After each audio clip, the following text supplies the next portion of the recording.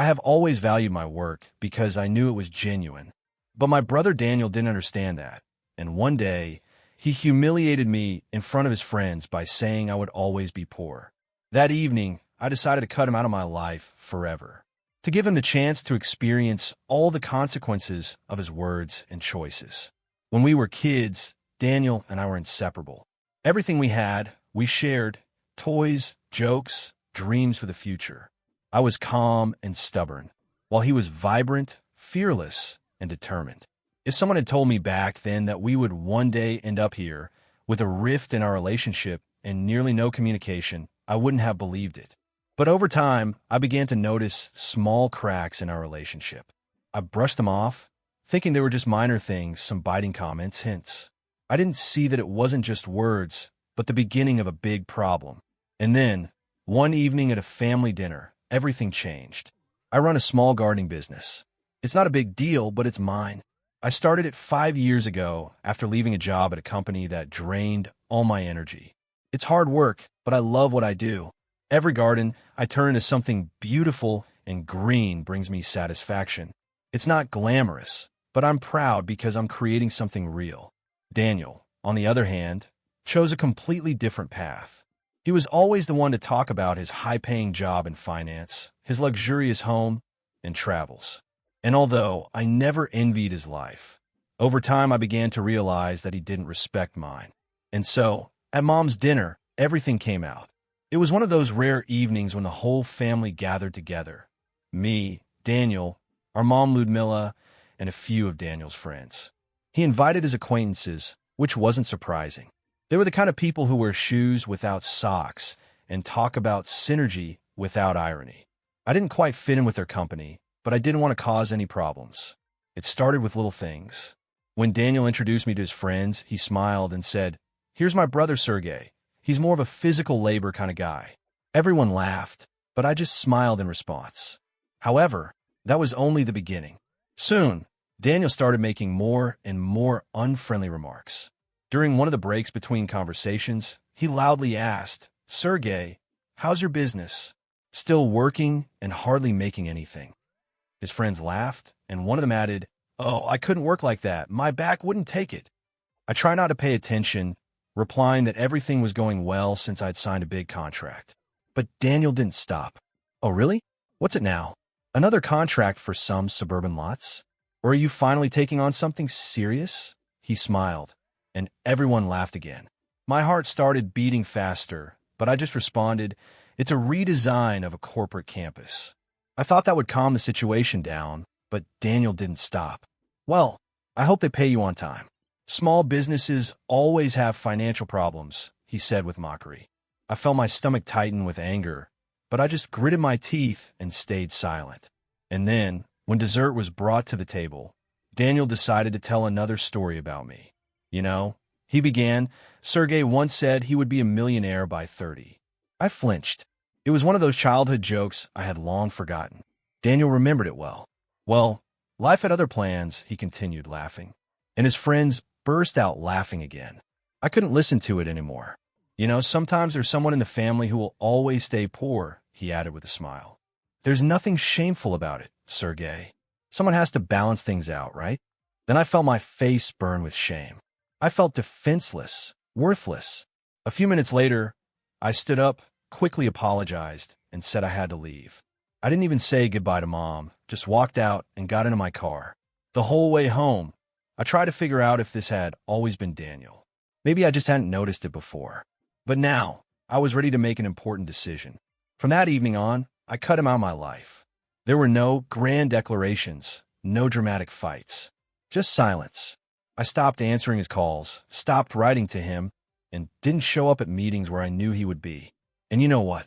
At first, I thought he wouldn't even care because Daniel was always surrounded by people. But he noticed. He noticed very quickly. The first week, Daniel sent me a few text messages. "Are you okay? Haven't heard from you in a couple of days. Is this about that dinner?" I decided to ignore them. I thought he would quickly get tired and stop texting. But he didn't stop. Instead of calming down, his messages became more aggressive. "So is this it? You're upset over a joke, and now you want to be all closed off."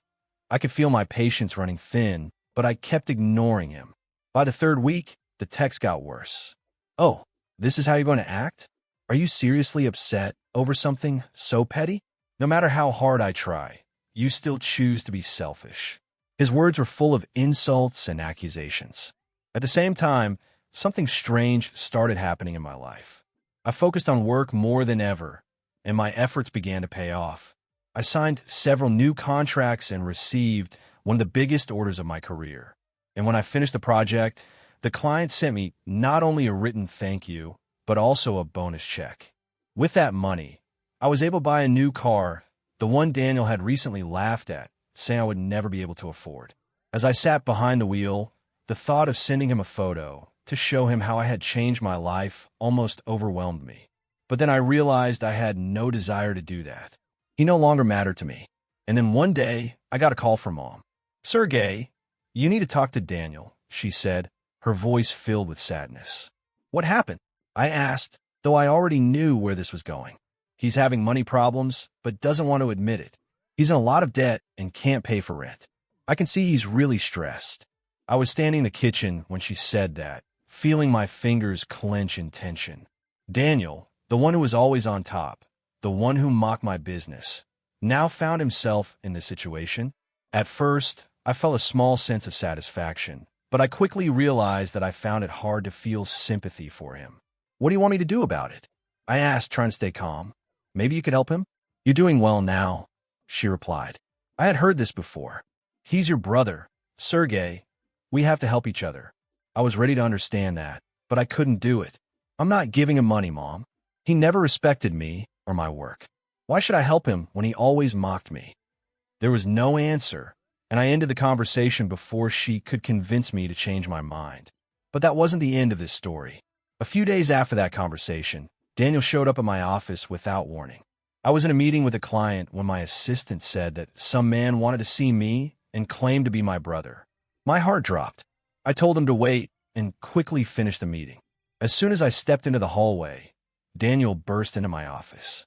"Sergey, we need to talk," he said, his voice loud enough for everyone in the office to hear. I was stunned. "What are you doing here?" I barely managed to ask, leading him into the hallway. He looked nothing like the Daniel I knew. His clothes were wrinkled, his hair was unkempt, and there was no usual self-assurance on his face. "Are you seriously going to ignore me when everything is going wrong for me?" he asked, his face red with anxiety. "You've always been fine. You don't understand anything." I tried to stay calm, even as he started raising his voice. "Daniel, what are you doing here? I'm not your financial advisor, and you can't just show up in my office whenever you want." He didn't stop. "Yeah, you're so smart with your little company, but that's not what gives you the right to be so proud. You won't understand how hard things are for me right now." I felt my tolerance begin to reach its limit, but I forced myself to stay calm. "Don't think I don't understand, Daniel. I've understood your game for a long time. You've always been the one who belittled my work, laughed at what I do, and now, when your world is falling apart, you think I should come to your rescue." He stayed silent for a few seconds, then turned and looked at me as if trying to gauge what exactly I was feeling. I knew he was waiting for my help, as he always did, but I had no intention of being his savior. "I'm sorry, Daniel, but I'm not going to help you," I said firmly. "You made this choice, and now you have to live with it." He didn't respond. He just silently looked at me, and I saw the disappointment and even fear reflected on his face. I had never seen him so helpless, and somehow it made my heart flinch for a moment. But I couldn't change my decision. "If you're trying to make me feel guilty, it won't work," I continued. "I've understood long ago that I'll never be your scapegoat. I won't justify your mistakes." Daniel took his eyes off me, as if thinking about what to do next. Then he turned and walked away without saying a word. I stood there in the hallway, watching him leave my office building. After that, I felt an inexplicable emptiness inside. I had no illusions about what could have been between us, but the bitterness of everything we once shared being lost still lingered. In the following weeks, I didn't hear from him anymore, and it was a peace I hadn't felt in a long time. I kept working, signing new clients, rebuilding my business, and feeling better. I saw my business was growing and how much effort I had put into its development. Every success, every new contract. It was my achievement, and I no longer allowed Daniel to take any of that joy away. But then a few months later, I got a phone call from one of his friends who had once mocked my business. I recognized Stanislav's voice. "Hi, Sergey, it's Stanislav. I heard you're not talking to Daniel. I just wanted to say that he's not doing well right now." I already suspected where this conversation was going, but I decided to listen. "He's in a lot of debt, Sergey, and he's going through a tough time. He's trying to hide it, but his situation is getting worse. I just thought you should know." I stood there listening to this, and inside I felt that same feeling, some pity, but mostly indifference. "I know," I replied, "but it's not my problem." Stanislav was quiet for a few seconds. "I understand, Sergey, but you're still his brother. He probably just can't tell you himself. It's really hard for him." I sighed heavily and thanked him for the call. "I understand, Stanislav. It's fine." I hung up and returned to my work, but I felt confused. Something inside me stirred when I thought that this might be Daniel's last chance to turn things around. And although I didn't feel complete disdain for him, I wasn't ready to help, no matter how much he tried to manipulate my emotions. A few days later, I received a new message, and it was from Daniel. All his previous attempts at texting had seemed to grow more rude and aggressive. But this time, he wrote a simple, short sentence: "I need to talk. Can we meet?" I didn't respond immediately. The feeling I experienced was deeper than just a desire to figure out what had happened. I thought maybe, just maybe, there was a hint of sincerity in his words. But I wasn't ready to forgive all those years when he mocked my ambitions and my achievements. And even if he truly needed help now, could he change his attitude toward me? I sat in silence, contemplating his message. I was overwhelmed with different emotions, and I couldn't just brush it off. I knew that, in the end, this moment was exactly what I had been waiting for all my life. An opportunity for Daniel to understand that I am not his bank or savior, but just a person who deserves respect. I wasn't ready to abandon all my principles just to save him, even if he asked for it. But something inside me told me that this was also the last chance to see if he had changed. And that mattered to me, because I didn't want to leave this rift between us without definitive answers. I gathered myself and headed to the cafe near my work, the one we used to visit often. It brought back many memories of times when we were still close. And when I saw him sitting at a table, it looked like he had been waiting for a long time. He seemed much less confident than I remembered. His clothes weren't neatly arranged. His hair wasn't as perfect as usual. This was a different Daniel, and I couldn't help but notice how tired and worn his eyes looked. He seemed as though the weight of the world had fallen onto his shoulders. "Hello," he said quietly as I approached. It seemed like he was trying to appear calm, but something in his voice sounded unnatural. I sat at the table, looking at him. It felt like there was a whole sea of unspoken words and misunderstood emotions between us. I decided not to make the first move. The time had come.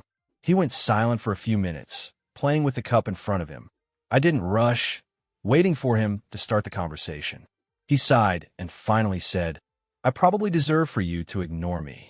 I disrespected your work, your efforts, and now, when my life is falling apart, I realize I was a fool." These words weren't new to me. I had always known that he understood, but for some reason, I ignored it. So I calmly replied, "Yes, you were a fool, and I've told you that many times. You disrespected what I did, but now, when your life has changed, you want me to support you. But I can't, Daniel. I can't be the one to clean up your mistakes anymore."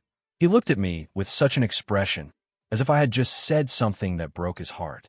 His eyes were full of regret and self-blame. And yet, I could feel that he was trying to understand why I couldn't save him.